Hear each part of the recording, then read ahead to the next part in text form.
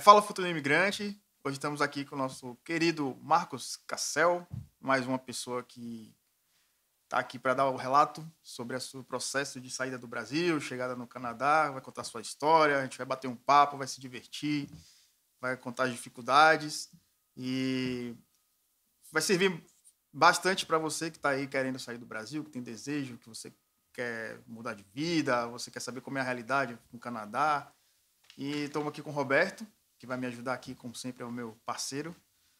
Vamos começar esse papo, Roberto? Diz aí. Vamos agora. Antes de tudo, muito obrigado, Marcos, por estar aqui conosco. Prazer é meu, obrigado. Então, Marcos, antes da gente começar com as perguntas que a gente geralmente faz aos nossos convidados, assim, se poderia contar um pouquinho da sua história. A gente estava conversando um pouquinho offline, você falou que morou um pouquinho na Austrália, aí você morou em outros países. Então, assim, sua experiência nesses países e por que o Canadá? Por que, no final das contas, você se estabeleceu aqui no Canadá? Beleza. Então, a primeira experiência que eu tive internacional foi quando eu decidir para a Austrália, né? O motivo pelo qual eu decidi para a Austrália foi bem simples. Eu tinha terminado a faculdade e não sabia muito o que fazer, né? Uma amiga minha estava indo para a Austrália e ela falou... Porque eu até lembro a frase que ela usou hoje. Ela falou, por que você não chuta o balde e faz uma coisa diferente antes de você entrar de cabeça no mercado de trabalho, isso aqui, aquilo ali. Né? Então, esse foi o objetivo. Acabei indo para Melbourne, na Austrália, onde eu fiquei basicamente um ano, né? E viajei um pouco, né? Quando voltei. Já naquela época, tinha vontade assim, de me estabelecer em outro país, mas na Austrália não rolou. Né? Naquele momento, eu teria que fazer um college, alguma coisa assim, e eu não tinha nem o dinheiro e nem a cabeça para fazer isso. E acabei voltando pro Brasil, fiquei trabalhando mais um ano e meio, né? na minha área que é de comunicação, produção de vídeo, né? E aí eu falei, bom, não estou me adaptando no Brasil novamente, eu vou... Naquela época, né? Eu estava com 26, 27, 28 anos, e eu vou de novo para fora. Aí eu resolvi fazer uma coisa bem diferente. Eu falei, cara, essa vez assim, eu vou chutar o balde. Aí eu e minha irmã, a gente resolveu trabalhar num parque aquático nos Estados Unidos, né? Como salva-vidas. Só que um parque aquático na divisa com o Canadá, em Wisconsin. Então, era um parque aquático indoor no inverno e ele abria no verão. Então, o que era para ser uma experiência de 4 meses, acabou se tornando uma experiência de 2 anos. Tá? Foi bem divertido, foi uma segunda adolescência, porque você imagina que você está trabalhando com público, com vários salva-vidas que vêm de países diferentes. Então, foi bastante divertido e foi uma experiência bastante rica também. Né? Mas também pensei em ficar, mas eu vi que não eram as condições ideais também. Era uma época muito diferente, né? Foi lá por 2003, 2004, não tinha acesso à internet, não tinha smartphone, a saudade de casa era muito grande, isso aqui rolou um monte de coisas que falam, não é o momento, né? E aí voltei para o Brasil e pensei, o que eu vou fazer agora, né? Estou fora do mercado de trabalho. Aí começou uma saga de profissões, né? Que eu saí da minha profissão de publicitário e me tornei instrutor de mergulho autônomo, porque eu trabalhava como salva-vidas. Daí, de instrutor de mergulho autônomo, eu me tornei tradutor, porque passei esses 2 anos nos Estados Unidos. Então, trabalhei como tradutor de material didático para mergulho. Foi uma fase muito interessante. Eu trabalhei uns 8 anos com isso, como freelancer. Daí, disso aí, eu fui... daí fui pulando para algumas outras coisas. Me formei como ator, mas nunca trabalhei com isso. E até que eu caí de volta na minha área, né? E dos últimos 8 anos eu estava no Brasil trabalhando nessa área de produção de comercial, edição de vídeo novamente. Aí é onde entra o Canadá, né? A minha esposa sempre tinha vontade de morar no exterior. E eu falei, putz, eu já morei no exterior, eu sei que é, como é que é. Agora eu vou ter que começar. Se eu for começar, vou ter que começar tudo de novo, né? Agora que eu comecei a me estabelecer, isso aqui, aquilo ali. E eu pensei, será que sim, será que não, né? Daí aquelas coisas que a vida traz pra gente, né? Meus pais tinham falecido e eu pensei, o que eu vou fazer aqui no Brasil, né? O que ganho, o que eu perco? E aí coloquei isso na balança e falei, então vamos, né? Vamos pro Canadá. Fizemos o plano Canadá, né? Maior parte disso pela minha esposa, porque ela que estava com a intenção mesmo. Então, todo o processo foi por ela foi atrás de college, isso aqui, aquilo ali, né? E então, essa introdução é só para explicar por que Canadá, né? Era por uma vontade, no meu caso particular, é uma vontade muito grande da minha esposa de morar fora e eu falei, então vamos, né? Então vamos, né? Eu acho interessante ouvir essa história. Eu vou contar um pouquinho da minha. Só um instantinho que meu filho acabou de acordar, peraí. Então, o que acontece? No meu caso, eu já vou daqui a pouquinho. Me dá 2 minutos para papai, eu já vou, viu? Então, no meu caso, só para continuar aqui, eu tinha vontade de sair do Brasil desde os 18 anos, e o primeiro lugar que eu escolhi foi a Austrália, né? Na época, eu e minha namorada, na época, a gente pensou para a Austrália, e a gente não foi para a Austrália porque o processo era muito caro e não tinha nenhuma certeza que o processo ia dar certo, né? Então, naquela época, o Canadá era mais fácil, mais barato e era certo. Era uma questão somente de documentação se você tivesse os critérios. Então, a gente não teve muita dúvida, Canadá. O Roberto ele tem razão em relação ao processo, a diferença de processo, né? Não é só o como eu vou dizer, as realidades dos dois países são muito diferentes, né? Na época que eu fui, que foi em 99, 2000, não tinha esse boom ainda de imigração e então a minha experiência em relação à receptividade, né, do australiano em relação a isso era bem diferente. Eles não recebiam tanta gente, eles recebiam mais estudantes internacionais dos países asiáticos que queriam ter uma experiência em inglês. Sim, né? Sim. Hoje em dia, eu não tenho tanta certeza como é que está lá, né, em relação à receptividade ou à abertura para os estrangeiros, né? Mas quando a gente decidiu, a minha esposa, a primeira escolha dela, antes de vir para o Canadá, era a Austrália, por motivos um pouco óbvios até, né? O clima. Mas o que aconteceu?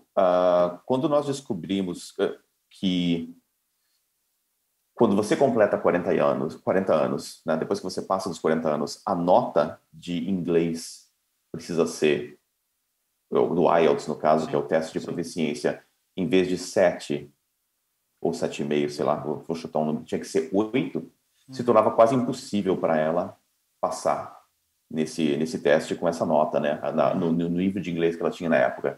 Então, a Austrália colocou uma dificuldade para a gente, ou seja, nós encontramos uma dificuldade para fazer o processo imigratório pela Austrália. Então, o Canadá se tornou a segunda melhor opção, assim, de imediato, né? Entendi. Então, ela, até pelo fato de você ter já morado na Austrália, de repente, acho que ela também pensou nisso, né? Pode ser, realmente, o clima. Se você for comparar o clima Canadá e Austrália, o clima do Canadá e Austrália é bem mais amigável para os brasileiros. Não tem o que dizer, né?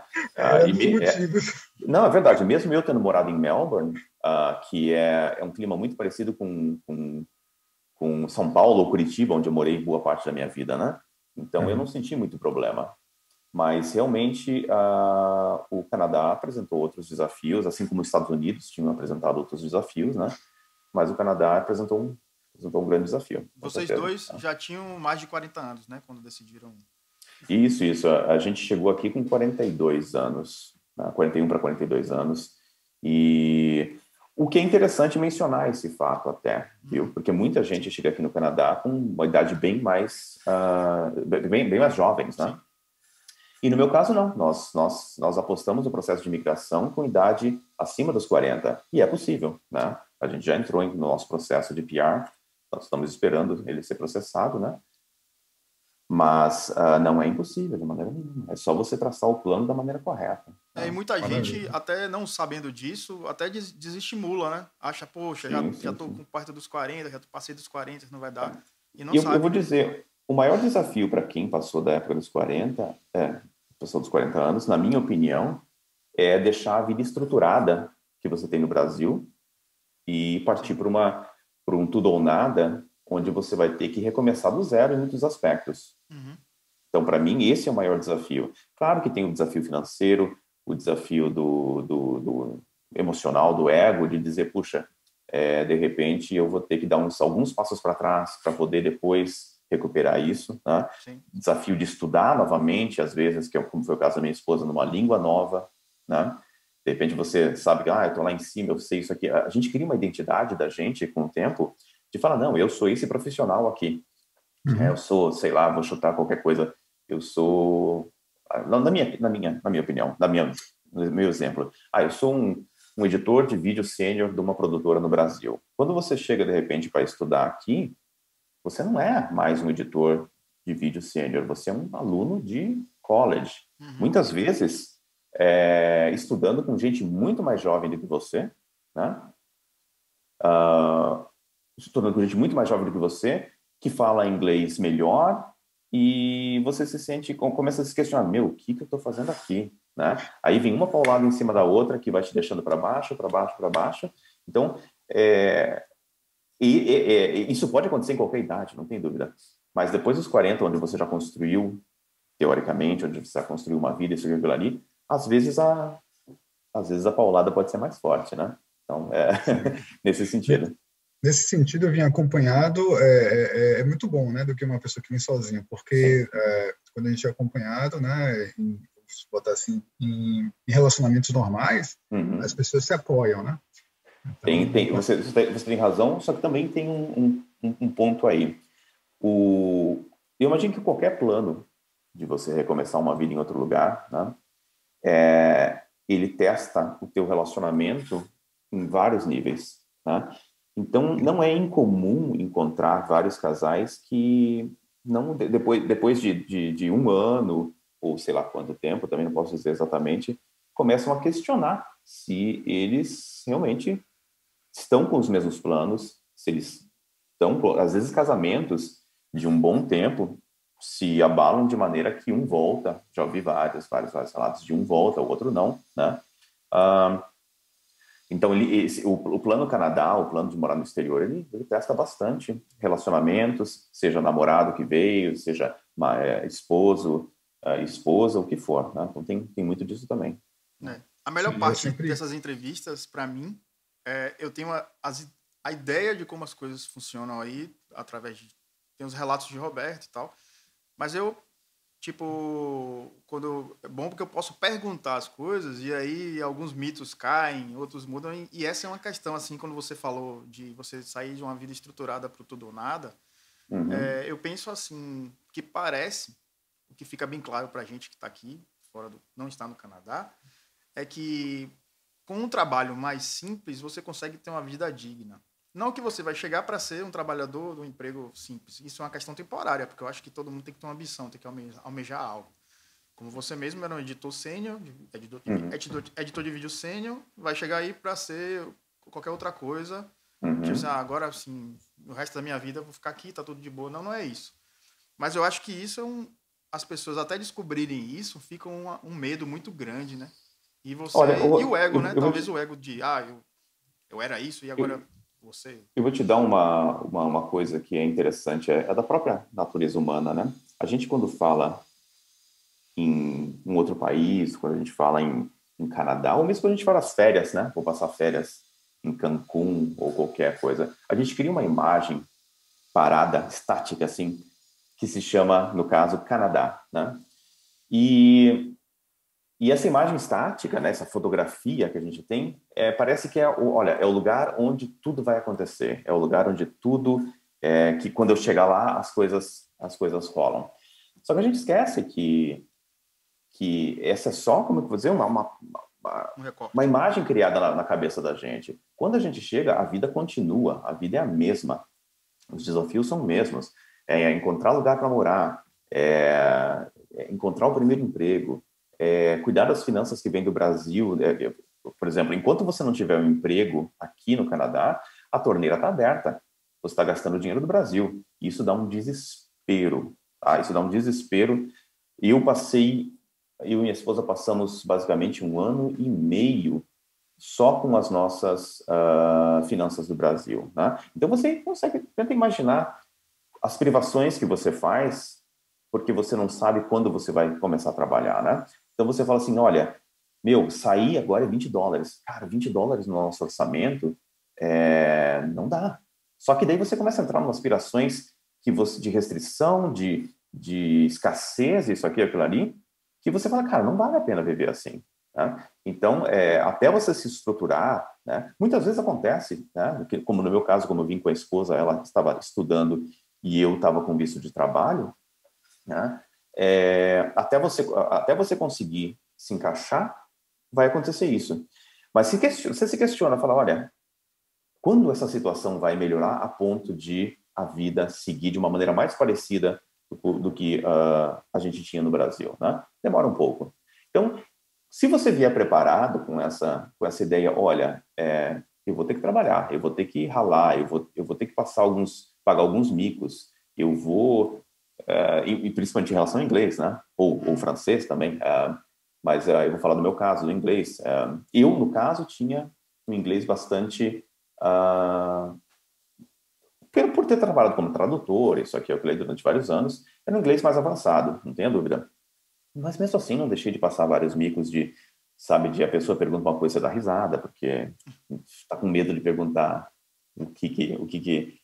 ou está com medo que ela repita 2 ou 3 vezes e você não entenda mesmo, né? Então, tem todas as coisas que Sim. você passa.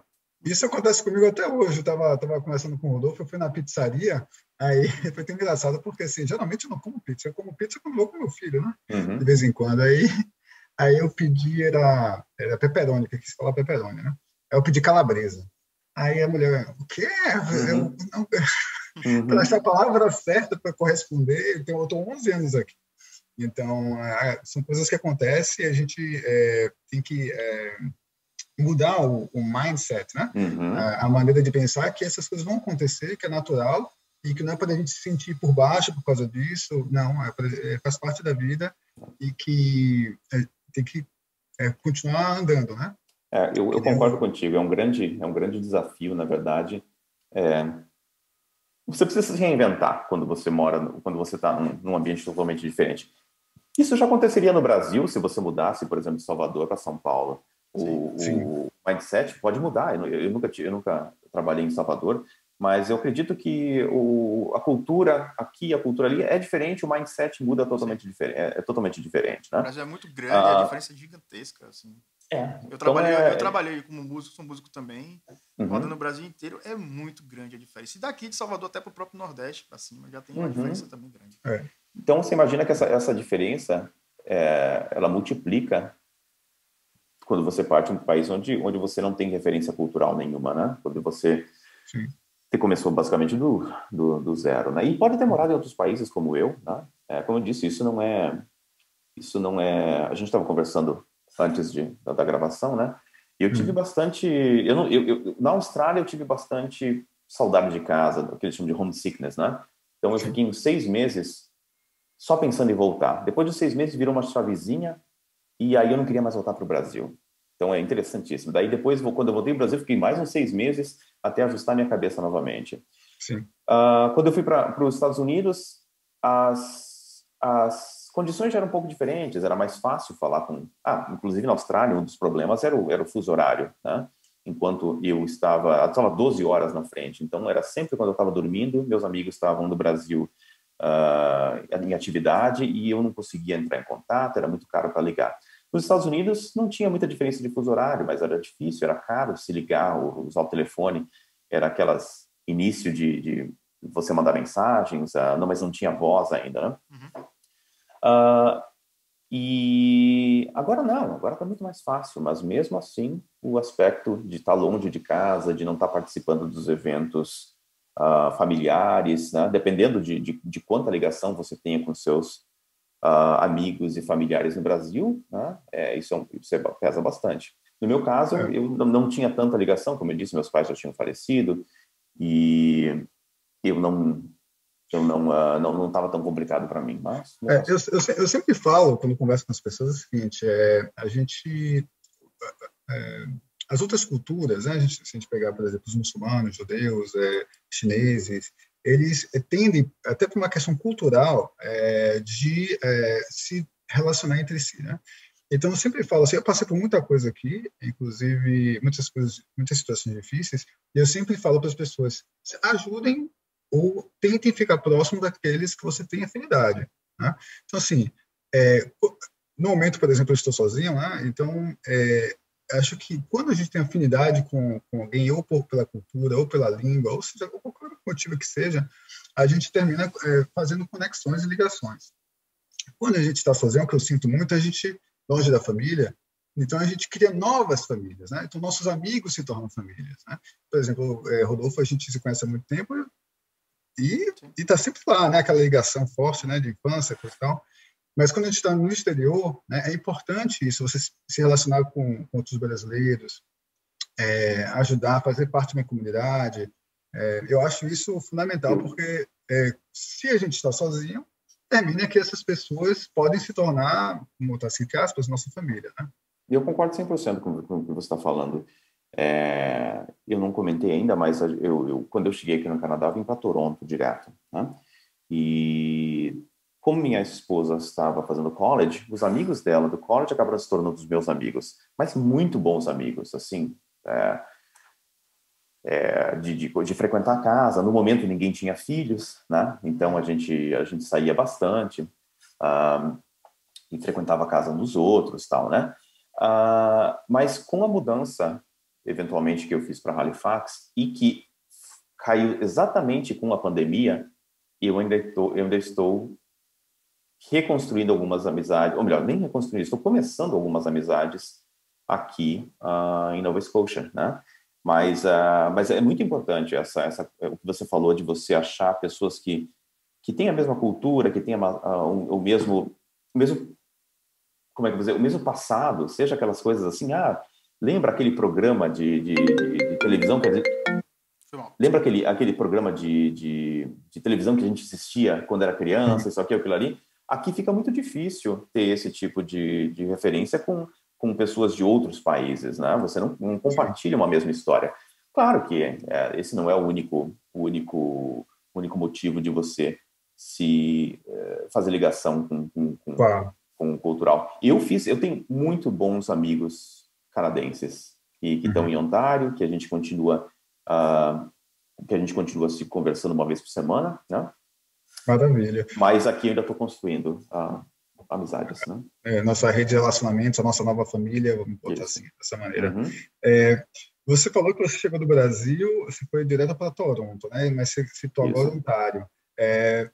Qual foi? Bom, imagino que você tenha vindo pelo processo natural, que você falou, normal, né? Hoje em dia, que as pessoas vão estudar, coisa e tal. Então, eu imagino que você não tenha tido uma oferta de trabalho, correto? Isso, exatamente. Como é que foi? Na época, foi em 2015, tá, que a gente começou a procurar isso aí. A gente foi pelo mais óbvio, né? A gente não conhecia... de Canadá, a gente não tinha feito uma grande pesquisa, a gente conhecia só os grandes centros, eu morava em São Paulo, né? Então eu pensei, cara, eu vou para uma cidade que pelo menos tenha um porte similar a São Paulo. E na cabeça veio logo, Toronto ou Vancouver, né? Quando a gente foi numa agência exatamente que trabalha com isso aí, e que vende colleges, eles explicam tudo. Olha, realmente, o processo é isso aqui, olha. Você entra no college, depois que você termina o college de pelo menos 2 anos, você pode ficar pelas leis da imigração, você pode ficar mais, não sei se era acho que 1 ano ou 2 anos, onde você começa a trabalhar, e em cima do trabalho você tem a pontuação que você vai conseguir, que ela é baseada na tua experiência de trabalho, no teu nível de inglês, no teu college, isso aqui, aquilo ali. Parecia tudo perfeito. Então, nós estávamos há 3 anos e meio em Toronto, né? Só que é o seguinte, quando a gente começou o processo, a pontuação necessária para você entrar no processo de Express Entry, que é o processo mais conhecido para você emigrar para o Canadá, que ele é baseado em uma pontuação a partir da tua experiência, dos teus dados, né? Era em torno de 390, 400 pontos. Então, em 2016, quando a gente entrou, a gente falou, isso aqui a gente já tem, né? É só a gente seguir o roteiro certinho, que no final dos 2 anos ou dos 3 anos depois, contando com experiência profissional no Canadá, é só dar entrada. Não foi assim que aconteceu, né? A minha esposa, ela terminou o college, trabalhou mais um ano, e nós percebemos que a nossa pontuação não chegava. Ela foi aumentando, né, a ponto de chegar a 472 pontos. E a gente não somava 420. Só que você fica pensando assim, não, para dos 420 para os 472 é super fácil. Não, não é nada fácil. Você tem que ter um nível de inglês quase proficiente, Nativo. né? Quase nativo, para você conseguir tirar o máximo possível da pontuação para você chegar lá, né? E então tinha que fazer tanto malabarismo que a gente falou, cara, por Ontário não vai dar. Não vai dar, a gente vai ter que procurar alguma solução alternativa para conseguir, seja Express Entry ou seja... Na verdade, o Express Entry para o Ontário estava bem complicado. Então, a gente começou a planilhar outros lugares no Canadá com outros planos, né? Por exemplo, a gente chegou a pensar em British Columbia, em Vancouver, onde eles têm um plano Tech, né, que eles chamam, eu acho que é PNP, que é Provincial Nominee Program Tech, que é para quem trabalha na área técnica. E parecia também ser uma coisa bem interessante, porque como a minha esposa está na área técnica, a gente pensou, esse aqui pode ser legal. Só que quando você começa a planilhar o investimento financeiro de você mudar para Vancouver, era mais caro do que morar em Ontário, né? Então a gente pensou, bom, eu acho que não vai ser. Daí a gente começou a pensar em outras províncias menores, né?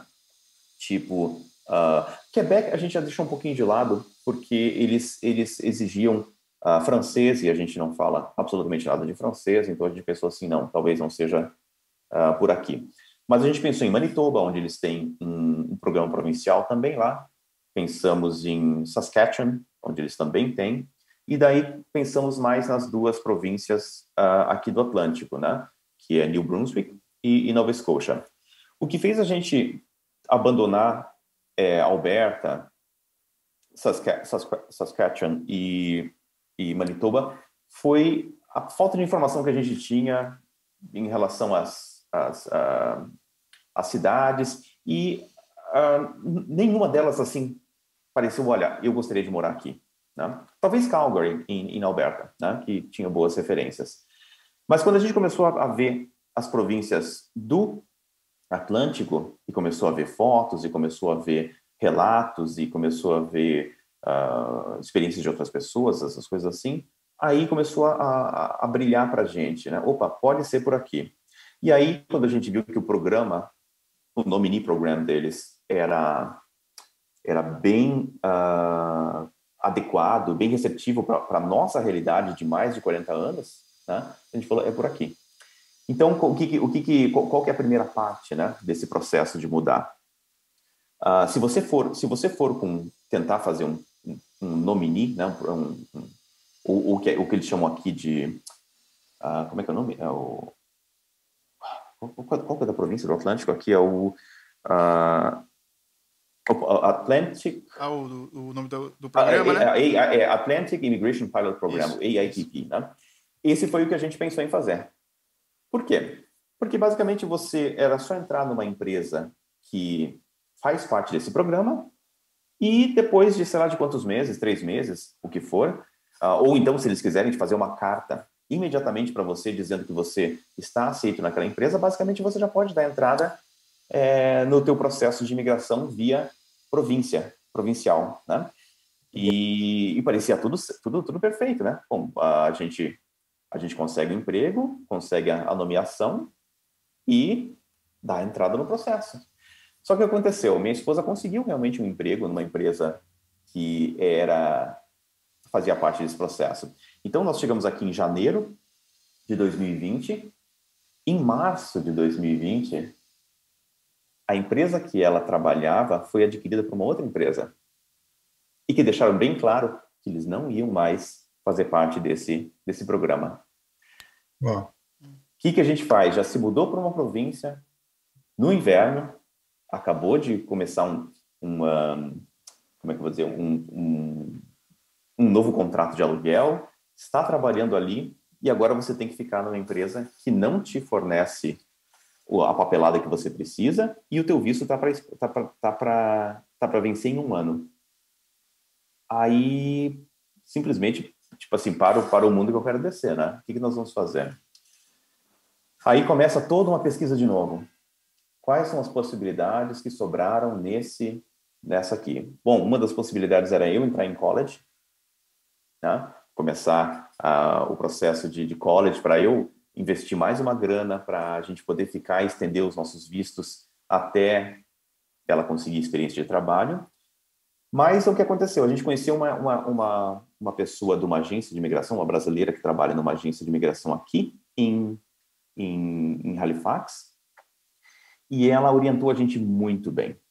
Tá? Ela falou o seguinte: vocês têm 2 opções. Primeira opção, vocês conseguem uma carta desse mesmo empregador, ele não está se comprometendo com nada, mas ele só vai preencher umas papeladas dizendo que você trabalha lá. E a segunda é você completar 1 ano de trabalho aqui em Halifax, em Nova Scotia, para você poder entrar por um outro programa que se chama Experience Plus Express Entry. Ou seja, 1 ano de experiência provincial trabalhando na província, você recebe uma nomeação provincial e aí você aplica para o Express Entry. Tá? Primeiro caso, por que não funcionou para a gente? Porque a empresa já tinha escrito no contrato de trabalho: nós não assinamos nenhum papel referente à imigração. Ou seja, enquanto você tem visto de trabalho, você está aqui dentro. Se você não tiver mais, não podemos fazer nada. Então, já partimos desse princípio que não ia ser o caso. E só sobrou, então, trabalhar durante 1 ano. Mas olha como é que o nível de tensão que você passa durante esse ano. Em primeiro lugar, nossos vistos estavam para vencer em março. E a minha esposa tinha entrado em janeiro nessa empresa. Então, ela tinha que trabalhar de janeiro até janeiro. E daí sobrava o quê? 2 meses para você fazer toda a papelada para conseguir a nomeação provincial e para você conseguir entrar no Express Entry antes de expirar o visto. Porque uma vez que expira o visto, você perde o status de trabalhador temporário. E uma vez que você perdeu o status, acabou. Né? Você vira turista. E para você aplicar novamente é todo o processo. E outra coisa, você não pode basicamente perder o teu emprego durante esse ano. Você até pode, mas imagine que se você perde o emprego, até você conseguir outro, já acabou, já avançou, no meu caso, já avançava em cima do nosso visto de trabalho. Então, foi um ano bastante tenso, dos anos 2020. A pandemia, a pressão de continuar trabalhando e não perder o emprego, a indefinição o que ia acontecer, né? Será que quando a gente fechar esse processo, a gente vai ter tempo hábil para preencher a papelada, né? Aí, o que aconteceu? A gente pensou o seguinte: a gente já está num nível de estresse muito grande. A gente não vai, eu e minha esposa, a gente pensou, a gente não vai fazer isso sozinho sem apoio de uma empresa. Nós não temos condições. Eu estou cuidando do meu... Ano passado eu não trabalhei, eu fiquei cuidando do meu filho, que estava com 1 ano na época, né? Ele completou 2 anos agora. Então eu falei, eu não estou com cabeça para parar, né? E analisar o que a gente tem que fazer. Então nós investimos, eu vou colocar a palavra investir, porque realmente quando você investe em sanidade mental, é um investimento.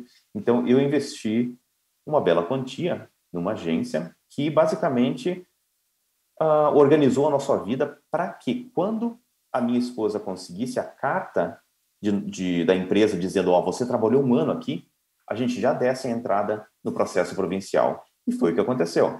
No dia 14 de janeiro desse ano, de 2021, a gente recebeu a carta de nomeação da província e uma semana depois... a gente recebeu a carta de conclusão de 1 ano de trabalho da minha esposa, e uma semana depois a gente já estava com a nomeação provincial. Graças a Deus. Você está falando de estresse aí, eu já estou tenso só de ouvir.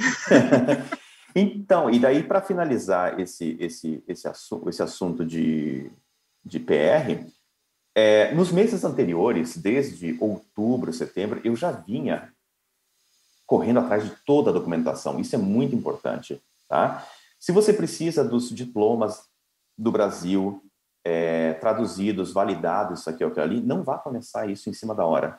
Isso atrasa muito o processo. Até porque, se você... O Canadá te dá 60 dias, de uma vez que você foi aceito pelo processo de Express Entry, eles te dão 60 dias para você comprovar toda a informação que você colocou na aplicação, né? Então, se você colocou que você tem diploma, no meu caso, de publicidade e propaganda no Brasil, você vai ter que colocar esse diploma traduzido, validado pelo WES, eu chamo de WES aqui, né?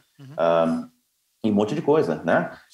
Antecedentes criminais do Brasil, antecedentes criminais aqui, exame médico adiantado, um monte de coisa. Que se você... Claro que você consegue ter todas as informações em fóruns, isso aqui, aquilo ali, mas se você não tem tempo hábil para erros, se você não tem margem de erro, contrate uma agência idônea e eles vão te orientar e eles vão falar, cara, o meu processo é esse, então para que a gente consiga isso, você já tem que conseguir essa documentação, isso aqui, aquilo ali. Então foi o nosso caso. Nosso visto vencia em 13 de março de 2021 e a gente conseguiu lá por dia 2, 3 de março da entrada, fazer a aplicação para o processo do Express Entry com a nomeação provincial e depois a gente conseguiu estender os vistos, né? Então aí, ou seja, essa é a minha experiência. Precisa ser assim? Não, obviamente não. Mas o que ela mostrou? Que quando você quer realmente que as coisas aconteçam, e eu tinha um motivo muito importante, que o meu filho é canadense, e ele só pode continuar aqui no Canadá com status de canadense se eu for, e minha esposa formos, no mínimo, residentes permanentes, senão ele claro que ele pode requerer a cidadania canadense dele no futuro, mas só quando tiver 18 anos. Né? Pelo menos essa é a informação que eu tenho, tá? Pode ser 18, 20, eu não sei. Mas quando ele tiver a maioridade legal, ele pode dizer, olha, não, eu quero morar no Canadá novamente. Mas se eu não for residente permanente, nem minha esposa, ele não tem a possibilidade de ficar aqui se nosso status de residente temporário for revogado. Então, eles sempre falam, façam tudo para não perder o seu status de residente temporário. O que significa isso? E para turista, né? Entendi. Inclusive, uma pergunta que eu ia fazer enquanto você estava contando, você teve um filho aqui no Canadá, e enquanto eu estava todo esse processo, então, assim, mas você acabou de responder. Eu queria saber se isso não poderia ajudar de alguma forma os pais, né, a conseguir a cidadania, porque a gente sabe que tem países que, né, que se o casal, né, tem uma criança, que eles podem requerer para ficar no país e ter a cidadania. Olha, eu vou ser bem sincero no que eu li. Os Estados Unidos e o Canadá são os dois únicos países onde uma criança que nasce em território, seja canadense ou americano ou estadunidense, a criança tem o direito de cidadania. Não é pela informação que eu li, só existe eu posso estar errado, tá? Alguém depois, se for procurar essa informação, pode corrigir, daí mas a última informação que eu li, que somente Canadá e Estados Unidos hoje em dia tem essa possibilidade. Nenhum país da Europa oferece isso, tá? Mas é isso que é o... Não existe vantagem nenhuma do seu filho nascer aqui no teu processo imigratório, tá? Não faz diferença nenhuma. Essa era para responder a pergunta, né? Sim. Inclusive, eu vou contar uma história que não aconteceu comigo, mas eu conversando com um amigo meu, que ele se separou, a mulher quis voltar para o Brasil, e os filhos estavam aqui, e ela não conseguiu levar os filhos de volta. O pai ficou aqui com os filhos. Eu não me recordo agora se eles nasceram aqui ou não, mas no final das contas ele conseguiu que os filhos não saíssem. Eu acredito que ele, por exemplo, fosse pelo menos residente temporário. Tá? Não, ele na verdade eu não sei o status dele, então não. Tá, entendi. Porque senão é muito difícil as crianças continuarem aqui, né? Eu também, quando eu cheguei aqui, obviamente a gente não teve filhos pensando filho pensando nisso, mas passa pela cabeça, e agora, será que tendo filho isso facilita? Aí, obviamente, a gente foi atrás dessa informação e viu, não tem influência absolutamente nenhuma. Né? Entendi. Marcos, então, Uma para informação gente, super importante essa. a gente dar dar um arremate nessa questão do processo, você falou que vocês tinham uma condição financeira favorável para vocês imigrarem da maneira que vocês fizeram. Eu queria que você falasse sobre essa relação, porque muita gente tem essa dúvida. Porque todo mundo fica sempre o fator dinheiro pesa muito para imigrar.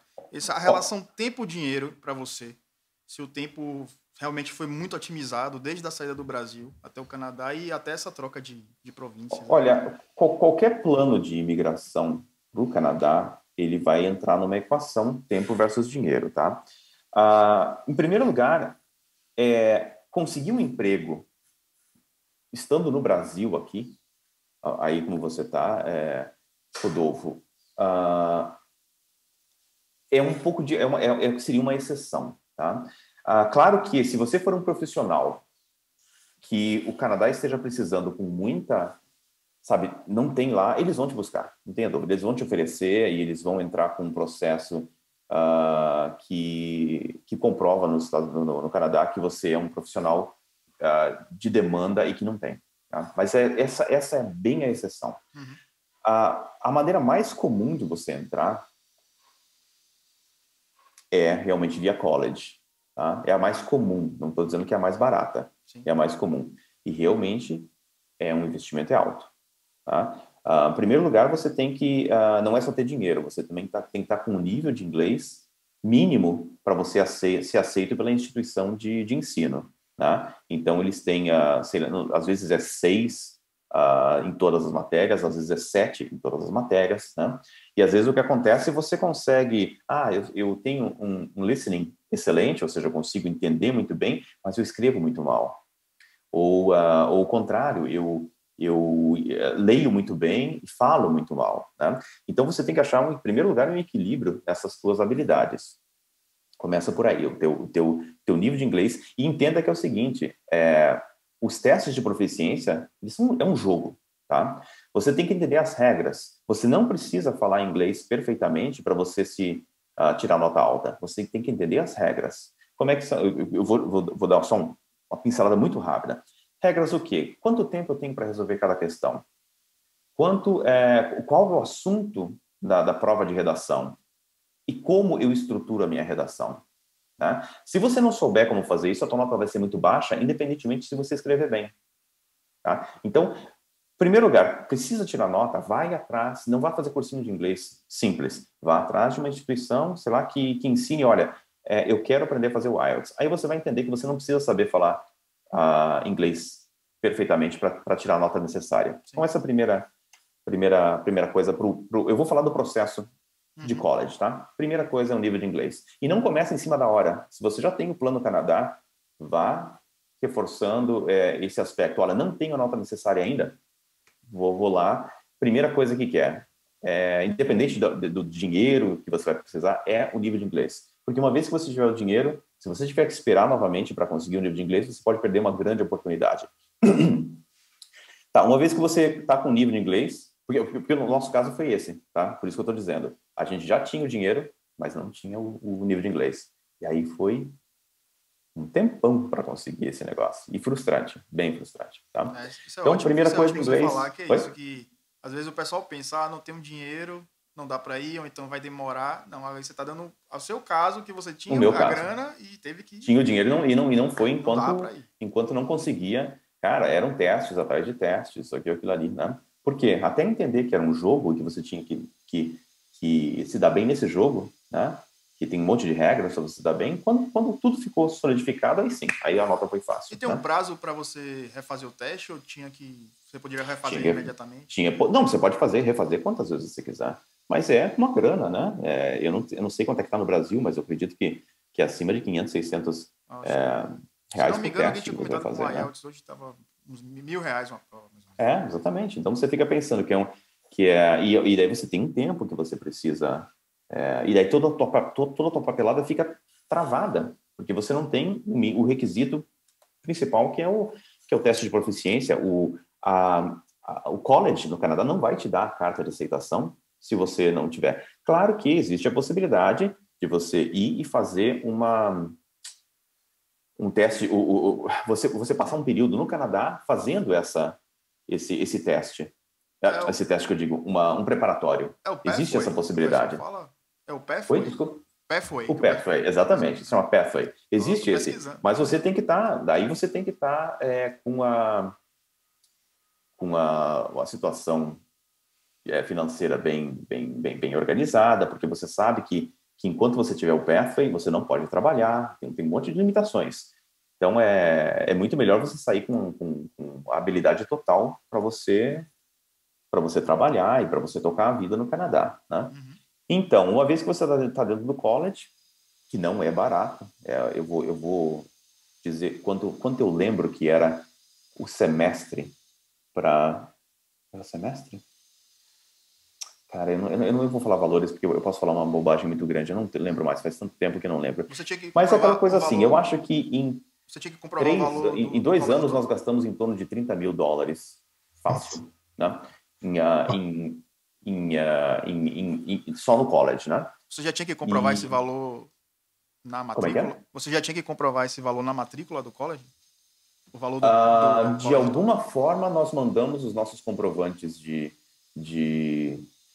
situação financeira quando a gente tirou os passaportes e os vistos. Mas eu não estou lembrado. Eu vou ser bem sincero. Alguém precisa ver essa informação agora. Eu não estou lembrado se a gente teve que colocar o dinheiro total. Tem pessoas que estão no processo que vão conseguir essa informação muito mais rápida, mas eu vou ser bem sincero, eu não estou lembrado.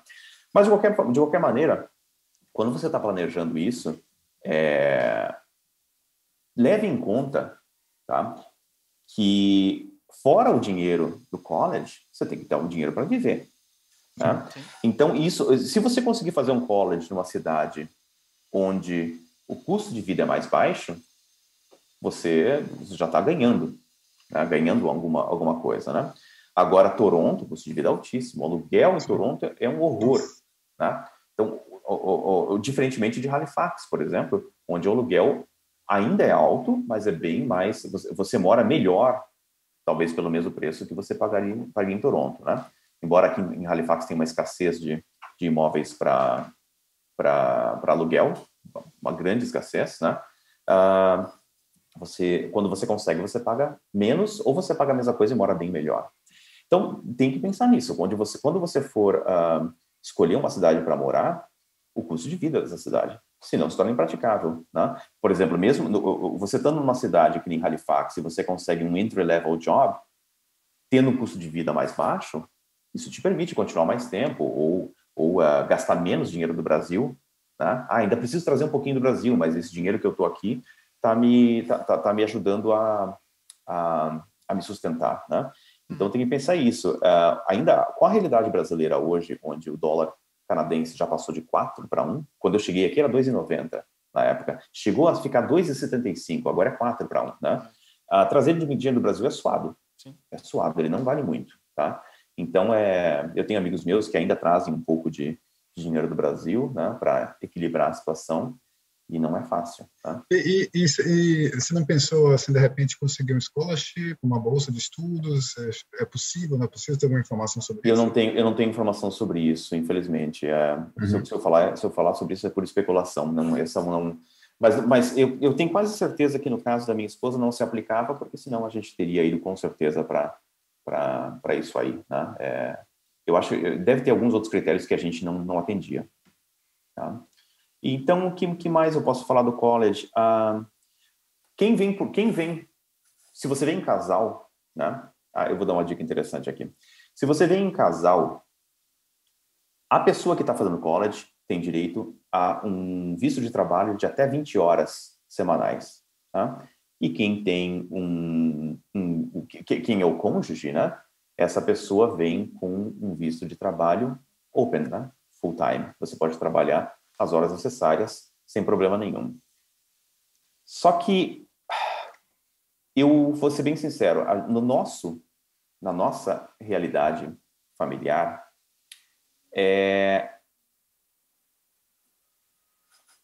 Se a gente tivesse, se eu e minha esposa tivéssemos com os ponteiros alinhados quando a gente saiu do Brasil, eu teria vindo fazer o college e a minha esposa teria vindo trabalhar.